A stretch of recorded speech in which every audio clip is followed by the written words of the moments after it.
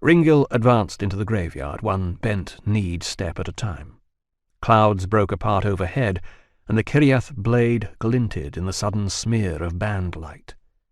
The cry was not repeated, but now he could make out smaller, more furtive sounds. The sounds, he reckoned unenthusiastically, of someone digging. "You will be a great hero." Yeah, right. He found Bashka's mother, as it seemed, grubbing around in the dirt at the base of a recent headstone. Her burial shroud was torn and soiled, revealing rotted flesh that he could smell from a dozen paces upwind even in the cold. Her death-grown nails made an unpleasant raking sound as they struggled with the casket she had partially unearthed. Ringil grimaced. In life, this woman had never liked him.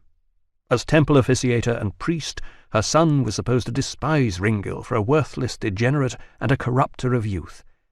Instead, as a schoolmaster and man of some education himself, Bashka turned out to be far too enlightened for his own good.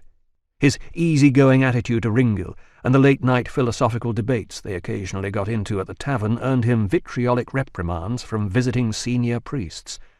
Worse still, his lack of condemnatory zeal gave him a reputation in the religious hierarchy that ensured he would always remain a humble teacher in a backwater town. The mother, naturally enough, blamed the degenerate Ringil and his evil influence for her son's lack of advancement, and he was not welcome in the schoolmaster's house while she drew breath. This latter activity had come to an abrupt halt the previous month, following a swift and unquenchable fever, sent presumably by some preoccupied god who had overlooked her great righteousness in religious matters.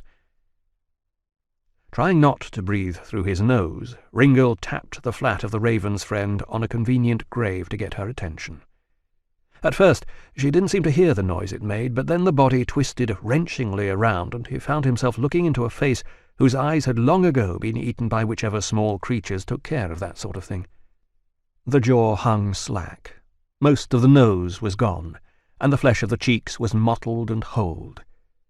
It was remarkable that Bashka had even recognized her. "Come on out of there," said Ringil, readying his sword. It did.